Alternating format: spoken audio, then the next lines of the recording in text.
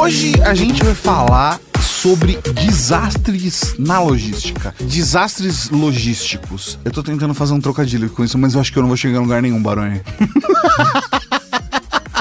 Vim te resgatar, tá tudo Obrigado. Para não ser um desastre esse top 10, a gente já começa passando a bola, porque dá pra passar a bola, não tem problema logístico na Rede Geek.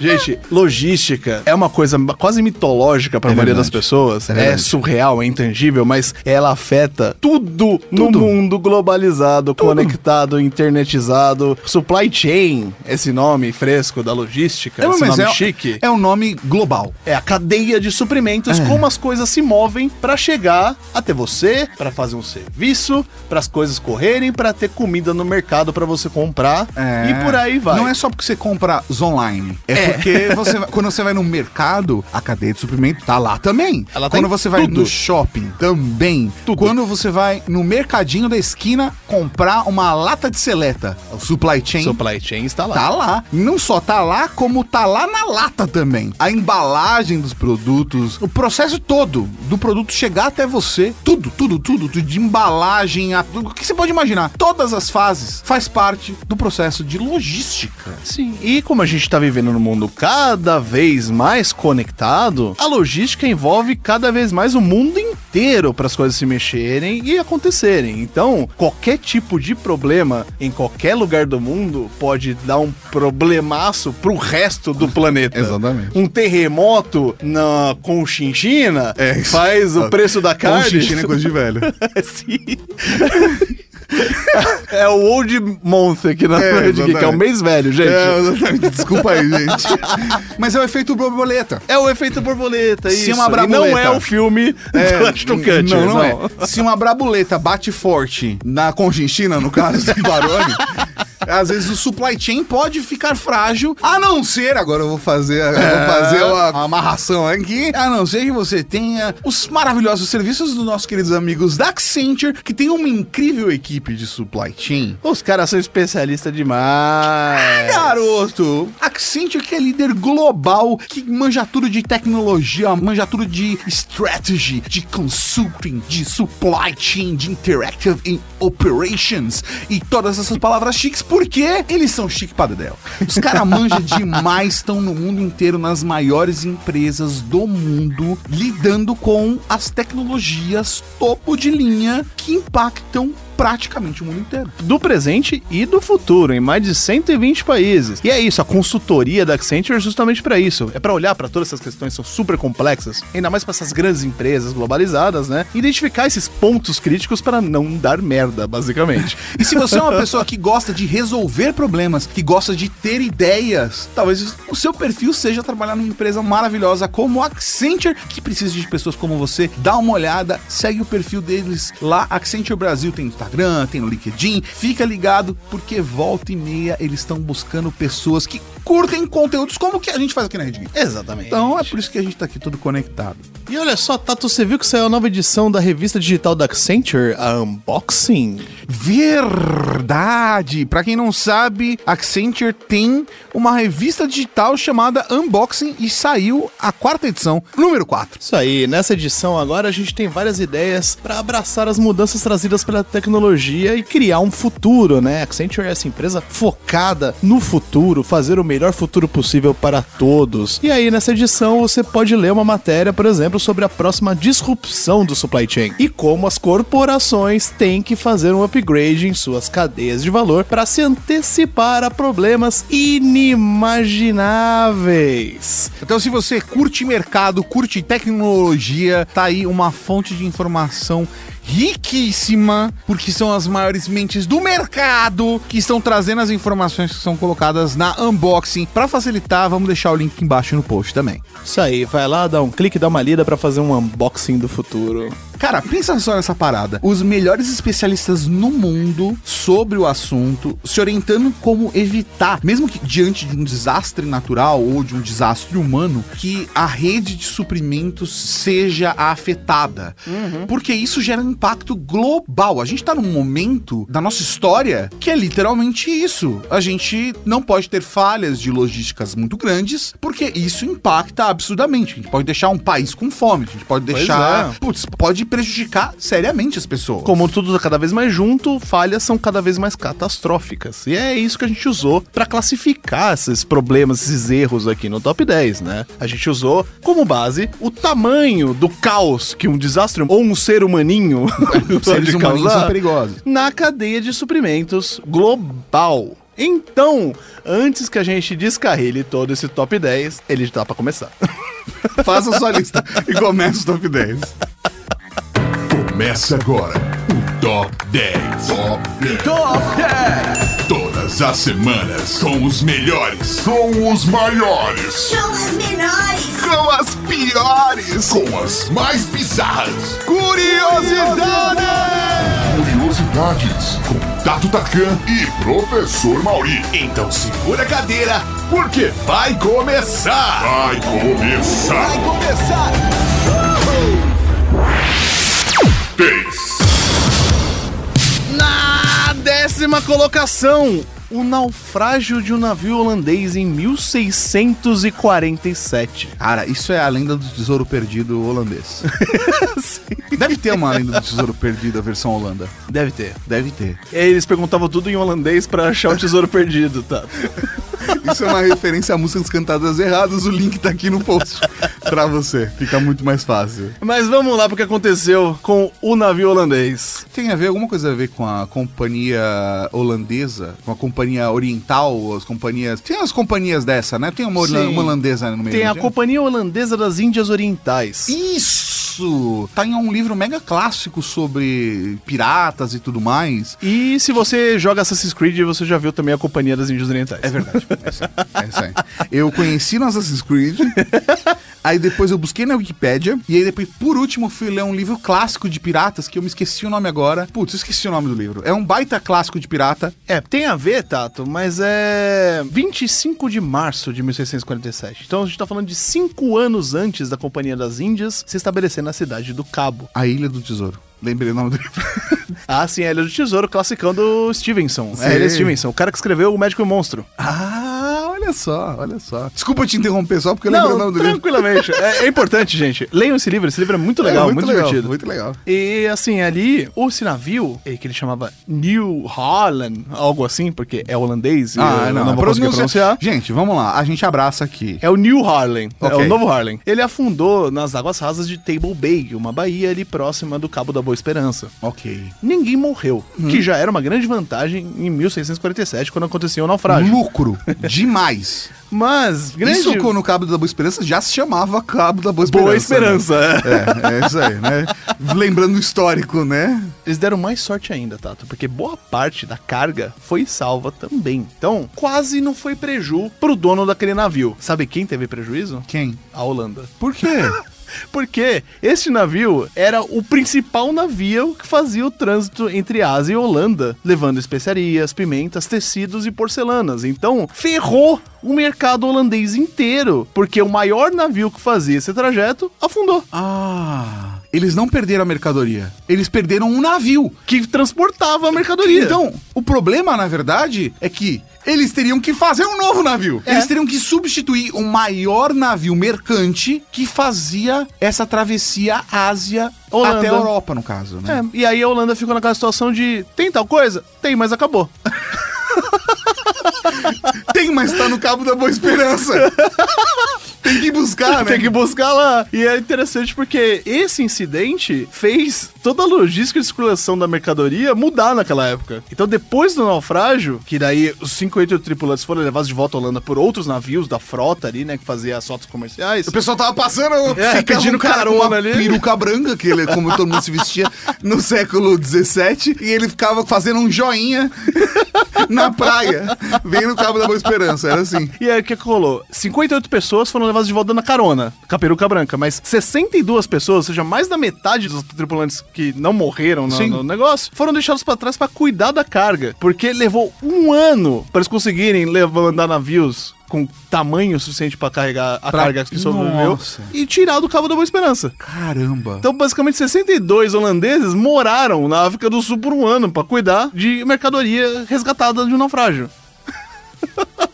E a gente tá falando numa época que a galera não tinha... Primeiro, não tinha transferência bancária. O cara ia receber a hora que ele chegasse em casa. Ele tava literalmente morando ali, vivendo ali, dormindo em cima de uma caixa pra ter certeza que ninguém ia mexer. E o que aconteceu com isso? A Holanda começou a se estabelecer na África do Sul, no sul da África. Que doideira!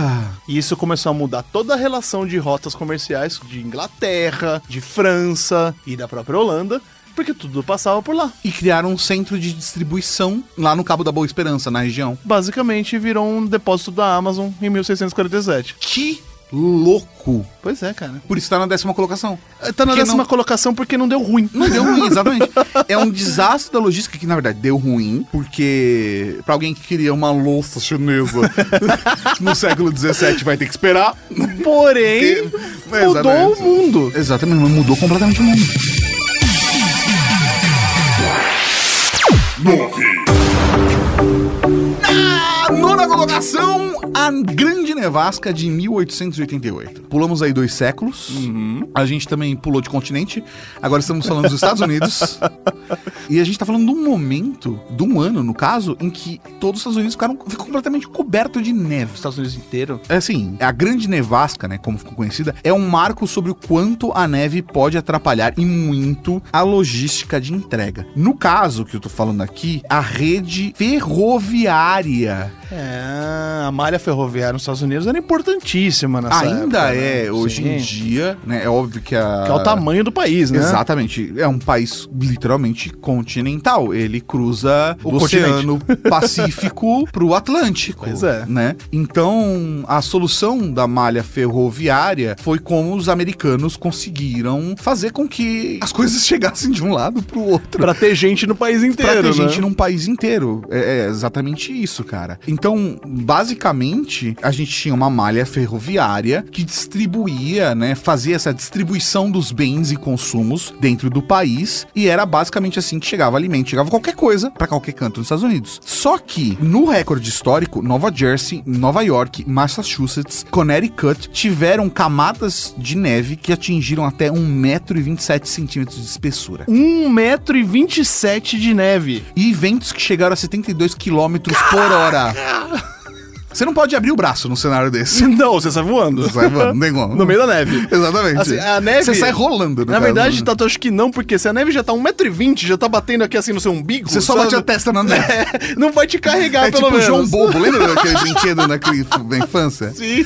Ou o Didi, quando ele colocava o joelho no chão e ficava Sim, fazendo... sim. Era isso. Era isso. Esse cenário com ventos a 72 km por hora chegavam a produzir nevascas de 15 metros de altura.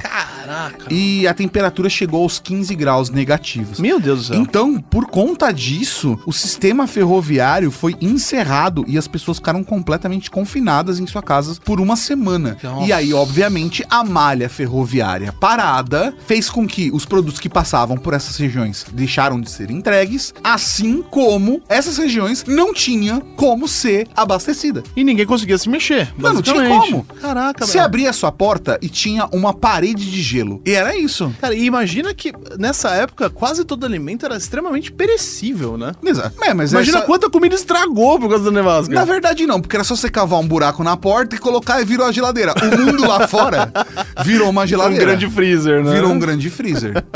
É que não tinha saco plástico pra você proteger, né? Da lama. Mas é isso. 8. Oitava colocação, mantendo o rolê do gelo, das geladeiras e das vascas, a geada negra no Brasil em 1975. Esse nome não passaria hoje. Não.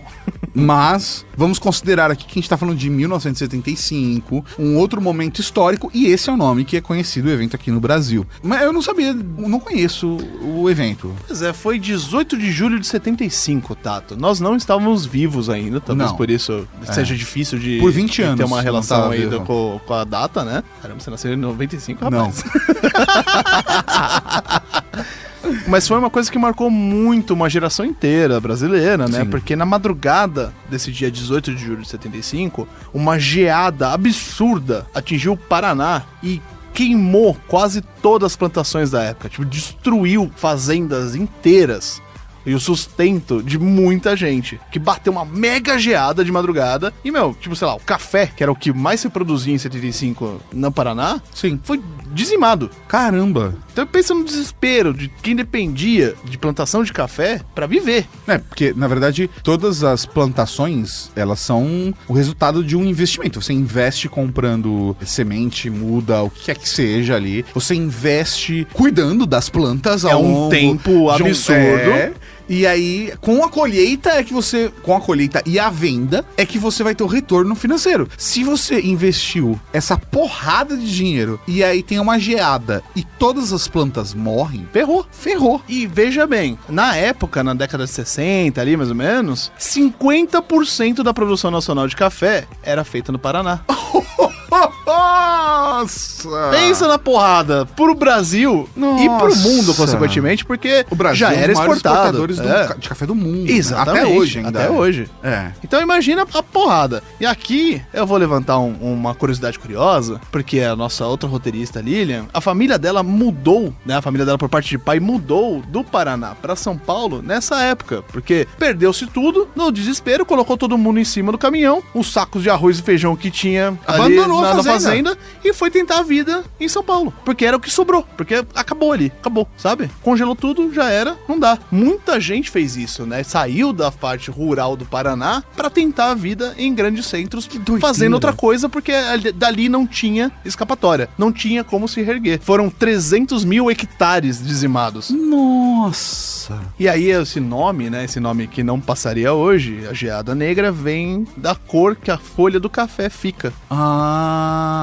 Que a geada branca deixa o gelo sobre a planta, né? Fica aquela camadinha, tipo um orvalho congeladinho. Sim. E a geada negra é quando mistura várias quedas de temperatura diferentes com um vento forte e queima a folha.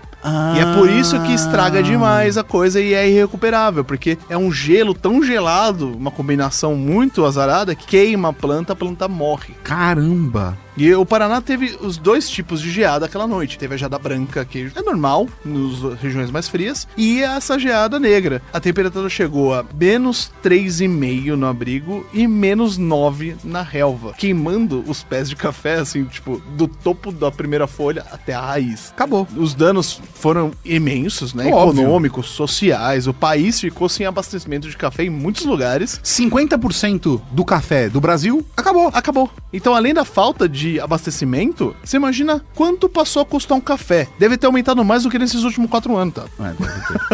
Deve ter. Você pensa que em 4 anos de governo, do último governo, a gente passou de um saco de café de R$10 pra 25. Tá falando no mercado. No mercado. Não a saca de café. Não. O Você cafezinho não tá moído... falando da commodity, aqui a gente tá falando de supply chain, né? Sim, a gente não tá falando da commodity, a gente tá falando do produto final. Isso, é. Okay. O café torrado moído ali, que você compra embalado a vácuo, pô, teve um aumento de 150%. É. Nessa época deve ter sido 1.500%. Absurdo. 7.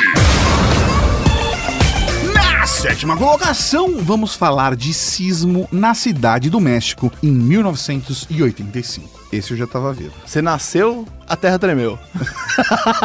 Eu nasci e aí depois de 1 ano e pouco a Terra tremeu. Na manhã do dia 19 de setembro de 1985, a Cidade do México tremeu muito por 2 minutos seguidos. Caraca! E quando parou, grande parte do centro da cidade estava completamente destruído. Pô, 2 minutos chacoalhando, né, meu? Você já passou por um terremoto? Não. É uma experiência maluca. Eu já passei por um terremoto. Inclusive, a gente tem um episódio do Eu Não Acredito que a gente convidou um especialista pra falar sobre terremotos e eu compartilhei a minha história em que eu vivenciei um terremoto. Então fica aqui o link no post pra você ouvir uma das temporadas anteriores. Tá lá o link no post. Pra você ter uma referência aqui, eu tô falando do terremoto da Cidade do México de 85, tá? O o pico, né, o epicentro foi no mar de Michoacán. E o tremor alcançou a capital em 50 segundos. Ele chegou a magnitude de 8,1 até 8,3 na escala Richter. Caraca, é muito alto isso. É muito alto. Eu já passei por um de 6,3. Já deve ter sido de 6,3? chacoalhar as pernas, né? Não, 6, não é chacoalhar as pernas. 6,3 é segura pra não cair.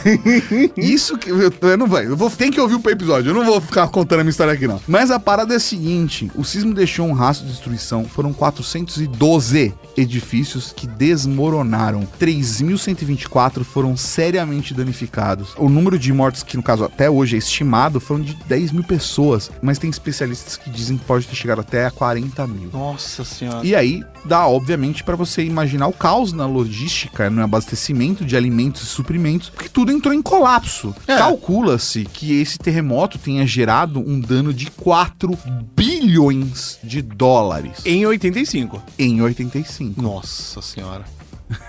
É muito dinheiro. E um detalhe, o México recusou ajuda internacional. Ah, é mesmo? E ele foi muito criticado por isso. E o motivo foi porque o México seria a sede da Copa do Mundo em 1986.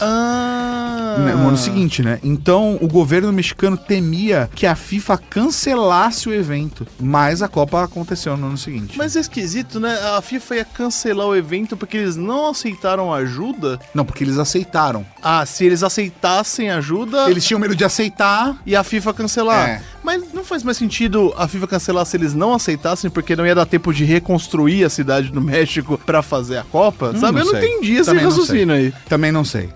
O México, ele é um país com idiosincrasias que nem o Brasil. Tem umas paradas que se você tá fora, você não entende. É.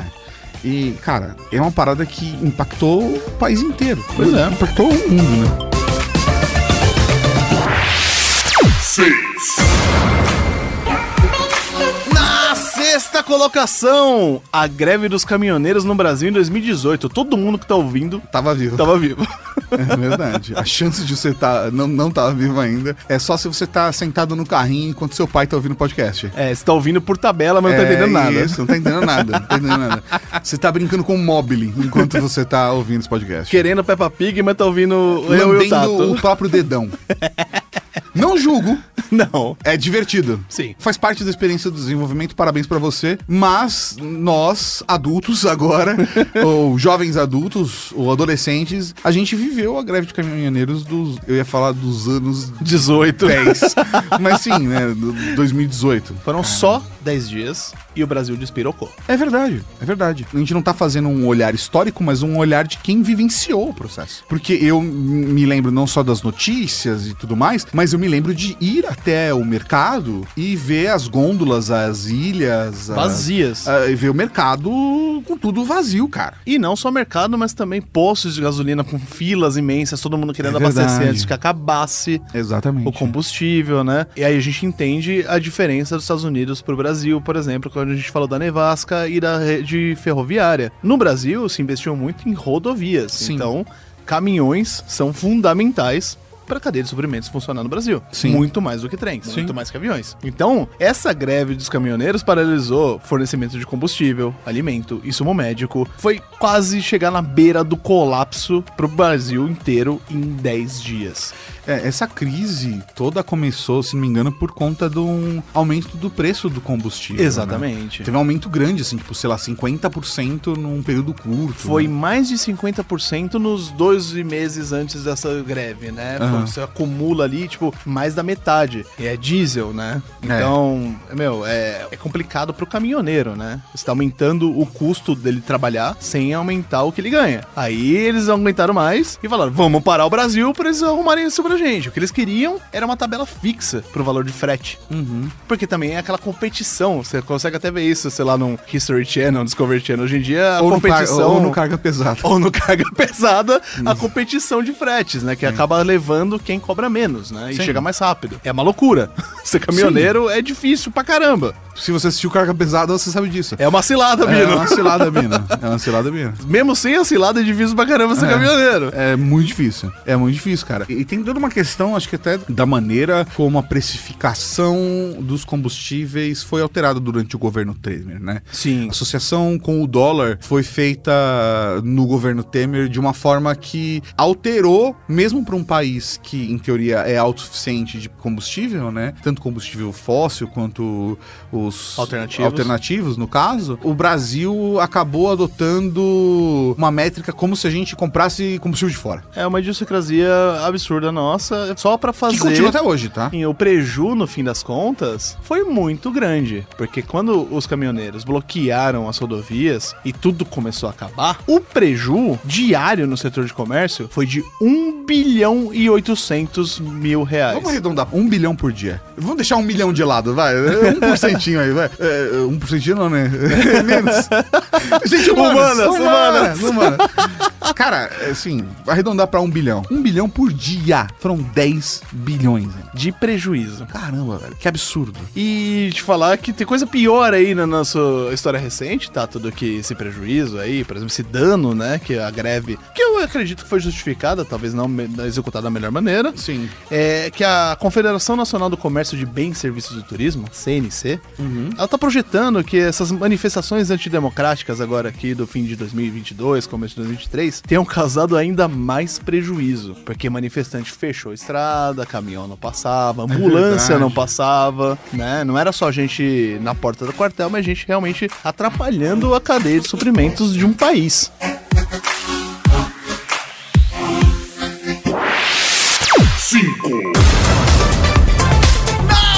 Quinta colocação! Deu tudo errado no Japão em 2011. Se eu falar no título, você não vai acreditar. Então, eu vou tentar explicar da melhor maneira possível, mas pra contar a história da maneira certa, tá bom? Em 2004, até pra você ter uma referência histórica, teve um super terremoto no Oceano Índico, que foi seguido por um tsunami destruidor, que deixou mais de 260 mil mortos em 14 países. Aquele filme lá, O Impossível, conta a história de uma família que sobreviveu, e dá pra ter uma ideia de quanto a parada foi destruidora. Se você não assistiu, assim, ó, é chocante, sabe, o que um tsunami faz. Que ele foi bem retratado ali no filme, meu, é assustador. Se um dia eu estiver na praia e começar a escutar barulho de ralo, eu não sei o que eu faço. Não sei se eu corro, se eu me enterro na areia, se eu fico parado esperando a morte chegar. Se você tá vendo o mar recuar, ferrou. Você corre. O ponto Você corre pra cima. É que depois de ter visto o que eu vi nesse filme, eu não sei se eu vou entrar em pânico e não conseguir correr, entendeu?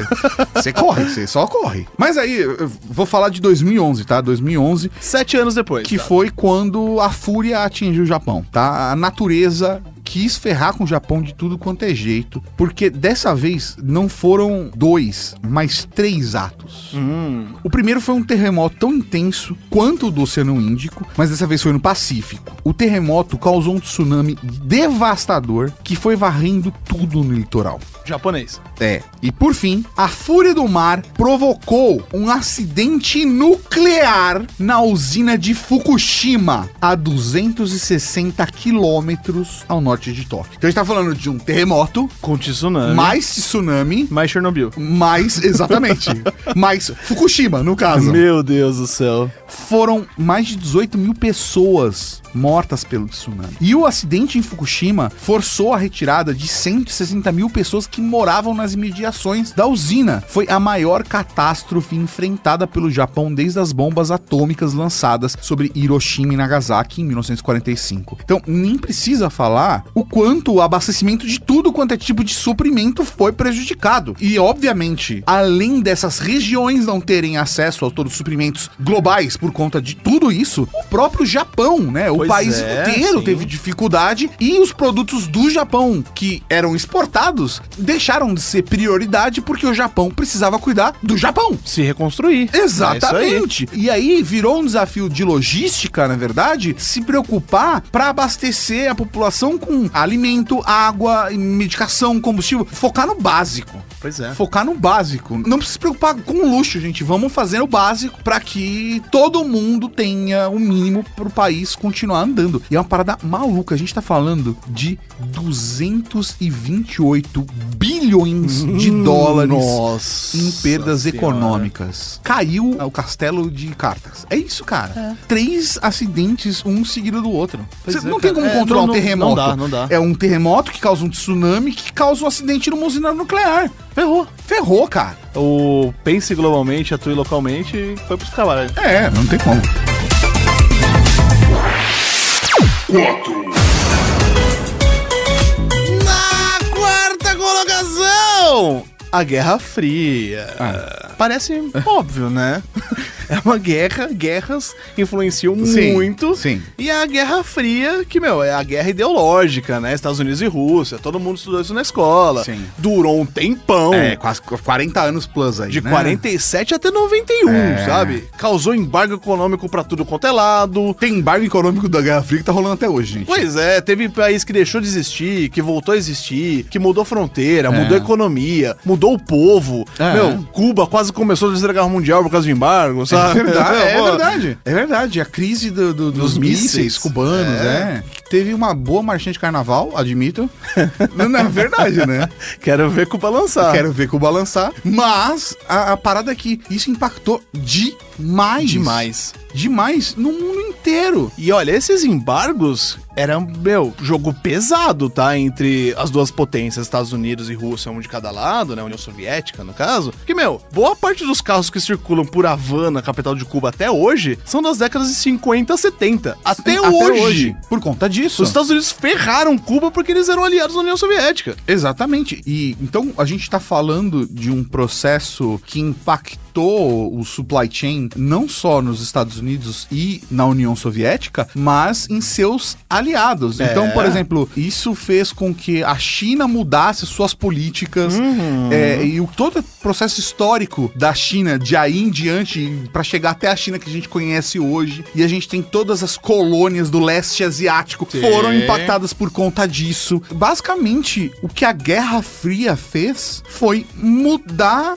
a maneira como o supply chain funcionou no mundo inteiro. Exatamente. Porque teve que ser tudo redesenhado pós-guerra. Não tinha como. Mas aqui a gente tá pra falar de uma história mais recente, que é da Finlândia. A Finlândia? A Finlândia, Tato. Nossa! Quando bateu a pandemia de Covid-19, todo mundo correndo, estocando papel higiênico em casa e por aí vai, a Finlândia tava sussa. Por quê? Tava suaveira. Por quê? Porque a Finlândia estocou tudo que podia, de tudo, sobre todos os itens, qualquer coisa imaginável, em armazéns secretos desde a Guerra Fria.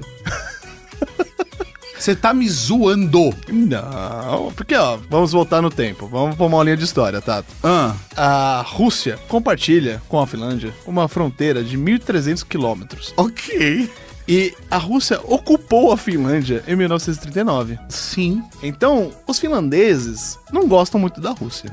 Ok. Eles desconfiam dos russos. Sim, eu no imagino caso dos soviéticos. Rússia, especificamente dentro da União Soviética. Sim, Eles sim. estavam todos dali no rolê, né? Eu imagino que, aliás, agora, né, depois do rolê da Ucrânia, eles desconfiam ainda mais. Com certeza. Mas aí, o que eles fizeram por conta dessa desconfiança depois dessa ocupação? Quando resolveu a treta, né? Porque esses países periféricos acabavam sendo, consequência no teatro global entre as superpotências, né? Eles começaram a espalhar uns armazéns colossais, cheios de suprimentos, pelo território inteiro da Finlândia. Tudo escondido, tudo Pra não preparado faltar. pra nunca mais faltar. Se rolar qualquer desgraça, eles estão garantidos. Tipo, papel higiênico, comida enlatada, coisas que duram, 100 anos. Insumos de saúde, insumos de todo tipo de coisa, combustível, tudo. E a Finlândia é conhecida por ser um lugar gelado ainda. Geladíssimo. Então fica mais fácil. É a geladeira já, né? Ela já Se é cavar geladeira. o buraco, é uma geladeira. Pronto, perfeito, No né? verão. E tem pouca gente, então é muito mais fácil você garantir que os cidadãos finlandeses fiquem de boas por, 50 anos. Sim, com certeza. E aí, essa rede, né, que eles fizeram, não existe em outro lugar da Europa. Vários países tinham contingentes, né, de estoque durante a Guerra Fria, por causa dessas tretas. Ninguém sabia se estourar uma guerra nuclear e tudo mais. A Suécia tinha, né, um estoque e tal. Mas depois que a União Soviética caiu, muitos países desfizeram esses estoques. Aham. Porque, acabou a treta, né? Acabou o problema. O capitalismo venceu. Sim. Sabe? É isso. Só que a Finlândia continuou enchendo esses armazéns com todo tipo de produto. Tinha petróleo pra durar pelo menos 5 meses pra manter o país rodando do jeito que era. Caramba! Cereais, tipo, uma bela porcentagem da produção nacional ia pra esses armazéns. Só saía o ano seguinte, quando chegava o novo, é isso? Exatamente. E assim, os cereais que eles tinham conseguiam alimentar a população inteira por 6 meses. Tinha agulha, seringa descartável, tubo intravenoso pra fazer cirurgia, dispositivo de transfusão de sangue, Tudo. material de intubação, catéter, tipo, pra hospital continuar funcionando, pra qualquer desgraça. Então, quando chegou a pandemia de Covid, todo mundo queria máscara, queria, sei lá, Eles tinham. tudo hospitalar, oxigênio, Papel higiênico. papel higiênico. Eles tinham. Eles tinham papel higiênico triplo. Eu fui ver aqui a população da Finlândia. São 5 milhões de habitantes. Pois é, É uma cidade. é uma cidade. Aqui pra gente no Brasil, uma cidade. Sim. E eles estavam garantidíssimos por, no mínimo, 6 meses. Eu ia falar que eu tô de queixo caído, mas a expressão real é muito mais vulgar. Essa aí a logística venceu, tá? É, venceu.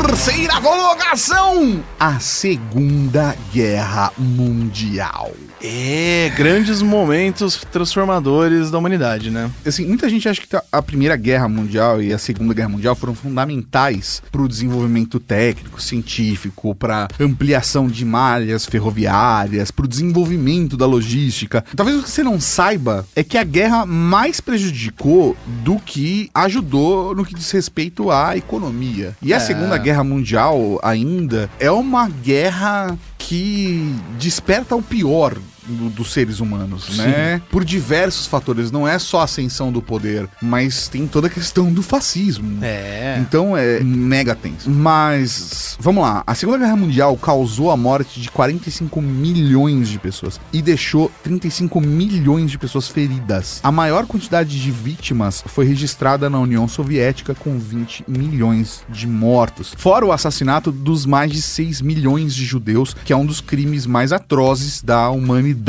Indiscutível. O conflito custou 1 trilhão e 385 bilhões de dólares em perdas monetárias. Nossa. Desse montante, 21% coube aos Estados Unidos, 13% à União Soviética e 4% ao Japão. Todos os 72 países envolvidos acumularam perdas em diferentes proporções. A produção industrial e os investimentos foram direcionados para a guerra e acabou deixando várias outras áreas descobertas. Então, precisa de metal para fazer avião. No final da Segunda Guerra Mundial, a Alemanha tava fazendo avião de papelão, se desse. É, qualquer coisa, qualquer pedaço de metal era levado pro esforço de guerra, como é chamado. Exatamente. Né? O pessoal derretia joias da família, derretia tudo quanto é tipo de metal pra aproveitar de algum jeito. Joias da família, no caso, pra tentar financiar. Assim, teve uma porrada, inclusive, de desapropriação, no caso da Alemanha, pra poder converter as posses das famílias judias, no caso, para usar esse dinheiro. Foi uma tristeza atrás da outra. E isso gerou fome, falta de abastecimento, alimento, remédio. E não foi só na Europa, não foi só na Alemanha, na França. Não, foi no mundo inteiro. O mundo inteiro sofreu com as dificuldades logísticas durante e depois da guerra. Quase todo mundo, né? É, porque os Estados Unidos, eu acho que é a exceção, porque apesar do prejuízo financeiro, ele acabou fortalecido, né, da sua posição imperialista pós Segunda Guerra Mundial. Antes, quando acabou a Primeira Guerra Mundial, a gente tá falando ainda de um cenário onde existia o grande Império Britânico. Sim. E a grande passagem de poder, né, do Reino Unido para os Estados Unidos foi durante a Segunda Guerra Mundial. Tanto por uma questão de domínio cultural, militar. Os Estados Unidos acabou ganhando... Se fosse um Civilization, seria a dominação cultural que gerou impacto em outros fatores, como científico, como econômico, e aí isso sim gerou retorno a longo, médio prazo. Mas o mundo inteiro foi impactado por isso, e não é por menos. Assim, são milhões de famílias que saíram da Europa e foram buscar abrigo em vários lugares do mundo, inclusive no Brasil. E falta comida em todo lugar. Exatamente. Porque navio que tá transportando coisa normal é afundado por submarino, Sim. faz pressão. Navios de que inimigos ficam rodeando toda a margem dos outros países, não Sim. deixa entrar e sair. Isso Tem submarino afundado aqui nas costas brasileiras. Tem. Não tem? É isso, cara. A gente tá falando de um cenário que a gente não viveu isso. A gente não tem uma noção do que foi a Segunda Guerra Mundial pra quem viveu. E é uma parada extremamente chocante. Ah, e assim, tem um submarino, tem mais de um submarino afundado perto do Brasil, e o Brasil só falou assim, beleza, galera, tô com vocês. Mandou um mínimo de gente e deixava, sei lá, avião pousar aqui. Era só isso. E já tinha submarino rondando e afundando um navio de transporte no Brasil. Imagina pros outros países que estavam cercando ali as zonas de conflito. É, cara, Porra, é uma deve ter situação sido bizarro. extremamente... Não dá pra gente... Nem mensurar Nem direito. mensurar. É. Nem mensurar o impacto econômico, o impacto de miséria que a Segunda Guerra Mundial causou. Porque a gente ainda não tem, até hoje, o cálculo exato do impacto das mortes que ela gerou. Guerra nunca é bom. 2. E na segunda colocação, continuando falando de guerra ainda, Porque a gente tá falando de desastres da logística. E pra alguma coisa dar errado, normalmente tem a mão de um ser humano atrás fazendo merda. Pois é, e normalmente vai pra uma guerra. E aí, considerando a história da humanidade, É guerra. a gente considera a guerra. E aí a gente chega na guerra da Rússia e da Ucrânia, Tá falando agora. que tá rolando agora. Agora, tá rolando. Tá rolando. Não acabou ainda e já é um grande desastre. Você não pretende ir pra Rússia, né? Eu não. Porque você falou guerra. Se tivesse pretensão de viajar pra Rússia... É a ocupação justificada dos territórios ucranianos. Exatamente. Assim como a Crimeia. Exatamente. Cara, esse caos aí, desculpa me interromper aí na sua pauta, mas tá causando uma crise absurda de combustível por conta do supply chain e por conta da maneira como os combustíveis eram transportados através De gasodutos na Ucrânia. dos gasodutos que passavam pela Ucrânia.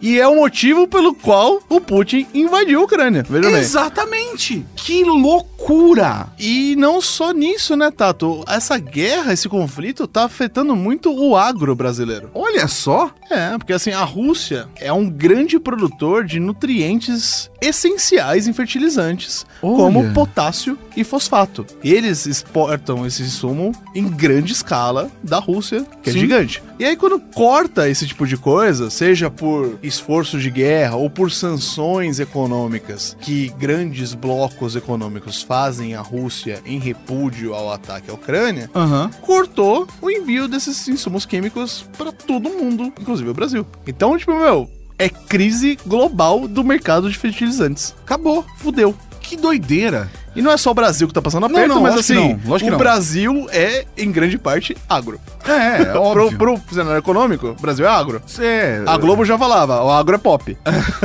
infelizmente. Sim, infelizmente quero dizer pela maneira como é abordado, porque a gente tá falando de um país que tem um potencial muito mais do que isso. Mas é tirar literalmente o recurso necessário para que nossos recursos naturais funcionem. Exatamente. É insano, é insano. É tão insano quanto, por exemplo, por conta desses gasodutos, a Índia, ela tá no meio do caminho entre os dois. Sim. Então a Índia compra o combustível da Rússia e vende com margem de lucro pro resto do mundo. E aí o pessoal da Europa transporta o combustível que antes eles comprariam dos russos, mas eles estão comprando da Índia, que estão comprando dos russos. É uma loucura que não faz o menor sentido. Não. E olha Guerras. só, tem muito mais gente se ferrando ali no Brasil. A Europa, que normalmente consegue quase 40% do gás natural que ela usa da Rússia, Nossa. se ferrou. É. O preço aumentou 10 vezes desde o começo de 2021, por lá. Vamos lá. Se você pagava, sei lá, R$7, entre aspas, no gás, vai, sei lá, tô fazendo... Encheu o tanquinho ali, ó. Encheu o 7 tanquinho, reais. R$7. Virou 70. Virou 70. No caso, euros, né?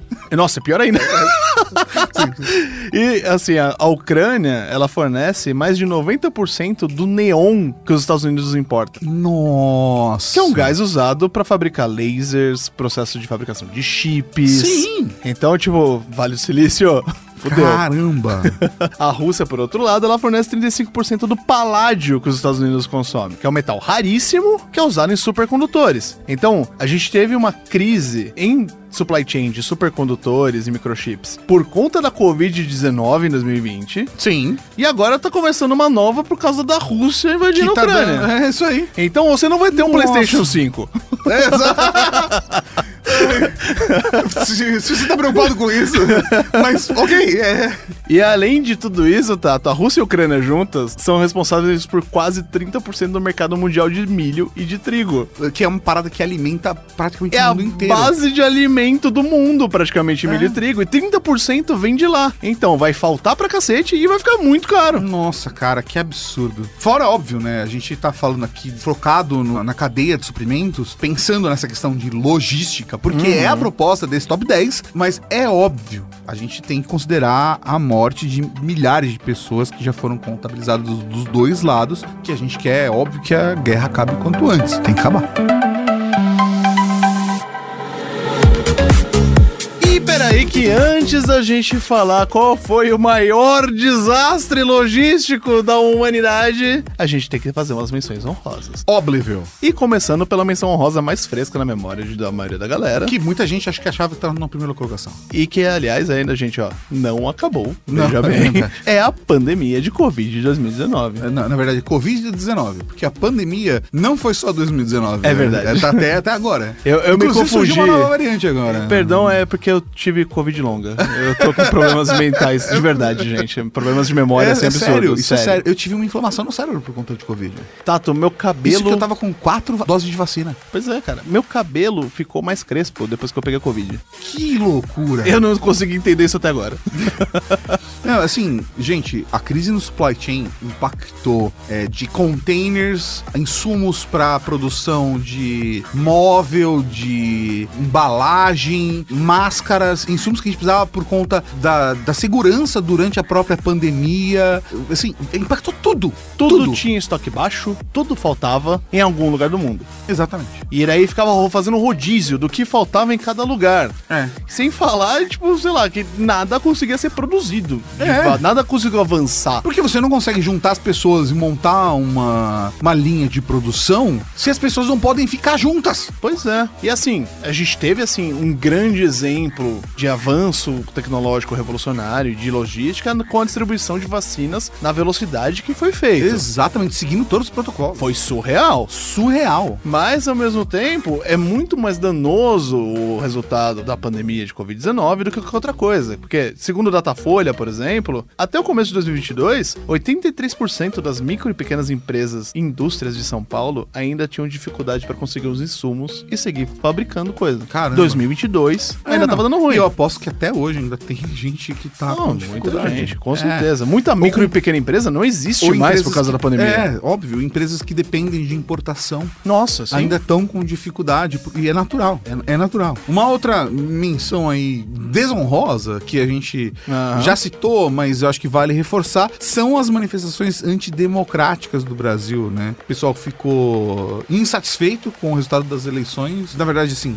ficou desacreditado com o processo eleitoral por conta do discurso criminoso, né, de atacar a democracia brasileira. E a parada é que isso gerou diversos bloqueios, isso gerou assim, prejuízo, e a gente ainda tá passando por isso, né? A gente ainda tá nesse cenário. Não, gente, a gente tem que considerar que no caso dessas manifestações, além de, tipo, preju, cadeia de suprimentos, tal, sei lá, por exemplo, só o setor de transporte de passageiros anunciou um prejuízo de 800 milhões de reais na primeira semana de bloqueios. Sim. Mas, meu, ambulância tava sendo bloqueada de passagem. É criminoso já isso. Não é manifestação, é terrorismo. É terrorismo. Tem mais um caso que eu acho que vale menção honrosa aí, que são as minerações de criptomoedas. Nossa, que impactou sim. diretamente os semicondutores pelo mundo inteiro. É verdade. Que ainda tinha gente com dificuldade de fabricar liquidificador, carro, televisão, micro-ondas, microsystem, para-raio e facas guinso, como diria Mamonas Assassina. É isso aí. Por conta da galera que tava minerando Bitcoin em casa e comprando GPU. E isso fritando os GPUs, subiu né? o preço da GPU num jeito que fez com que toda a cadeia de suprimento tivesse que ser reorganizada. Contribuiu para a falta de semicondutores no mercado. Porque para você ficar minerando criptomoeda, você frita a GPU numa velocidade absurda. E tem gente vendendo usada, hein? Vendendo GPU usada para fazer mineração na internet. Fica atento. Compra nova. Nossa senhora. Não minera Bitcoin, sabe? Não cai no papinho do Neo Faria Limer, gente, por favor. Se não deu certo nem pra bolsa tradicional, não vai dar certo pra você.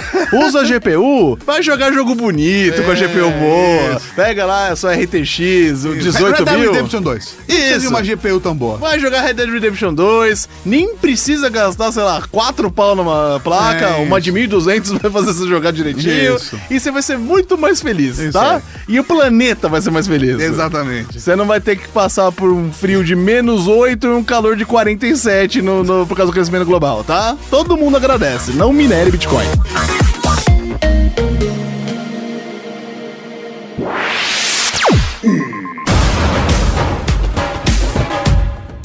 E na primeira colocação, o navio encalhado no canal de Suez. Nossa, esse é maravilhoso.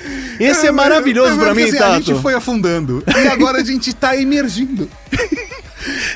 Eu não sei se porque isso daqui é uma crise a ponto pro supply chain tá em primeiro lugar no top 10, mas ele é divertido o suficiente pra gente poder dar risada. Cara, porque foi tudo por causa de uma pessoa, sabe? É maravilhoso. Nunca uma pessoa só causou tanto estrago na cadeia global de suprimentos. Mundo inteiro. Cara, é muito sozinho, sem ajuda de ninguém. E ainda por cima gerou vários memes daquele cidadãozinho do lado do navio encalhado no canal.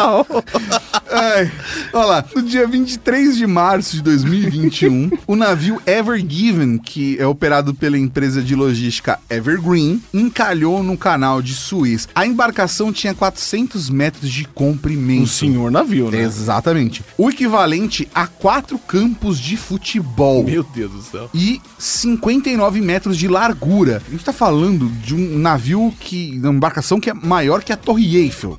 É gigante. Pra você ter uma ideia, o navio tem capacidade de transportar 20 mil containers. Caraca, meu. É um absurdo. E a história foi o seguinte: o navio saiu do porto chinês de Yantian com destino ao porto de Roterdã, na Holanda. E quando chegou no canal de Suez, ele encalhou. Ele ficou cruzado e impediu a passagem de todo mundo. E o motivo foi uma falha técnica. Algum gênio tentou fazer uma manobra e deu ruim. Deu muito ruim. O cara foi fazer a passagem no canal e falou: eu acho que eu consigo fazer um corredor. Eu vou fazer uma baliza. Foi tipo, ele acabou fazendo e falando aquelas palavras que estão em muitas lápides em cemitérios, que é, acho que dá. É isso aí. As últimas palavras de muita gente do ser humano. Acho que dá. Cara, e assim, imagina o desespero, porque o canal de Suez é uma das principais artérias econômicas do mundo. A gente tá falando de 12% do comércio mundial. 12% do comércio mundial passa por lá. São 19 mil navios por ano. 19 mil navios. É assim, a gente tá falando, óbvio, que alguns navios passam algumas vezes, tá? Não são 19 sim. mil navios diferentes, tá?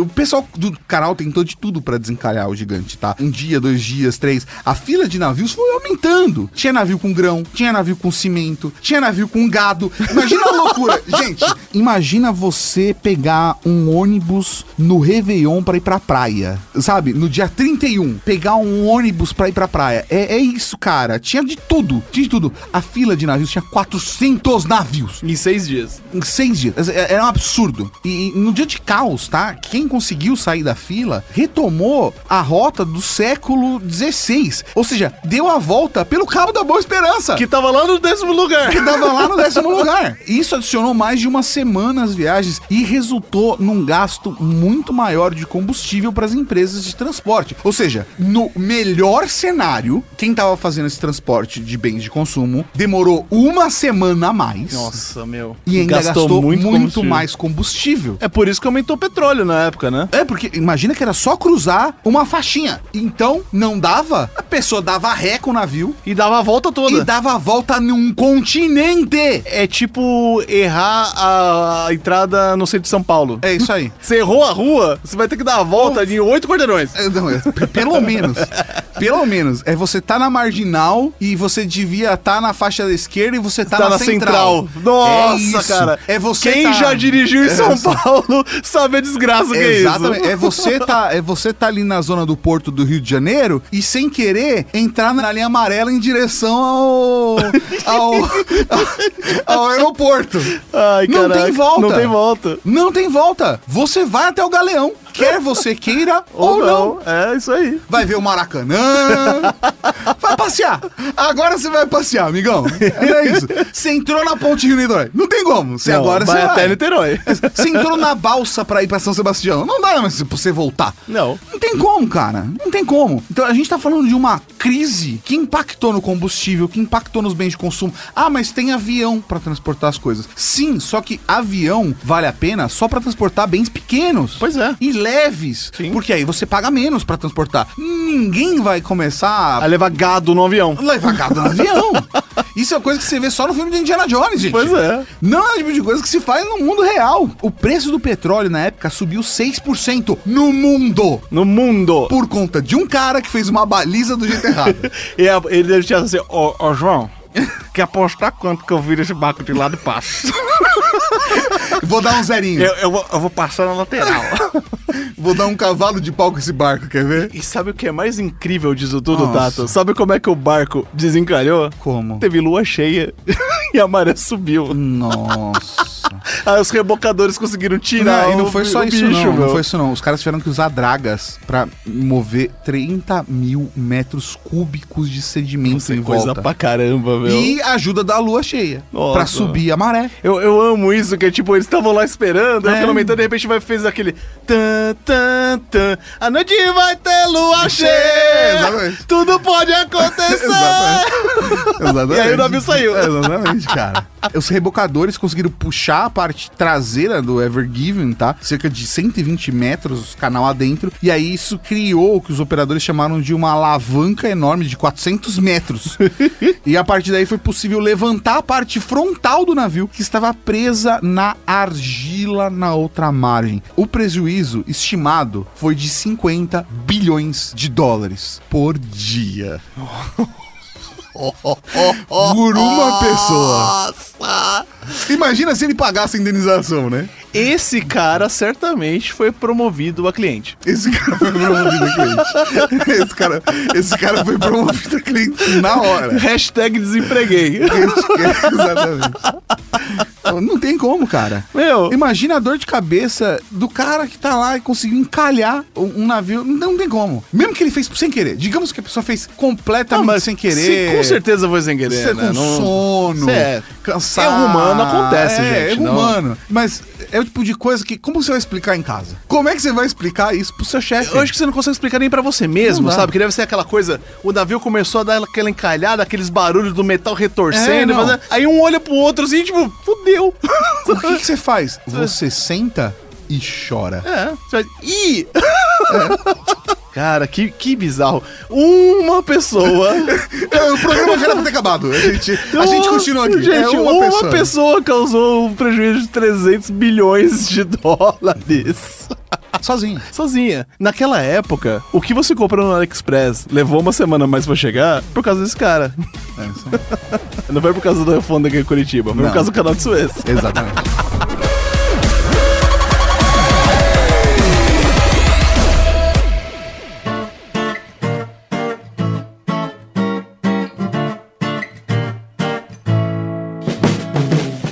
E aí, você gostou desse podcast? Compartilhe e ajude a Podosfera a crescer.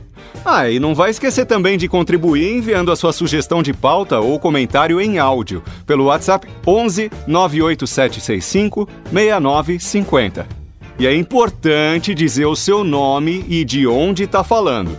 O seu feedback vai poder aparecer aqui no nosso programa de sábado, o Serviço de Atendimento à Cavalaria. Esse episódio foi realizado graças ao apoio de outros ouvintes que nem você. Para saber como apoiar nosso trabalho também, acesse redgeek.com.br/apoio. A direção e a apresentação são do Tato Tarkan e do Fernando Baroni. A produção é da Laura Canteiras e da Letícia Martim. A pauta e pesquisa da Lilian Martins e do Fernando Baroni. Arte Didi Tardelli. E a edição divina de São Eduardo. Conheça todos nossos podcasts procurando Rede Geek em seu agregador favorito ou em redgeek.com.br.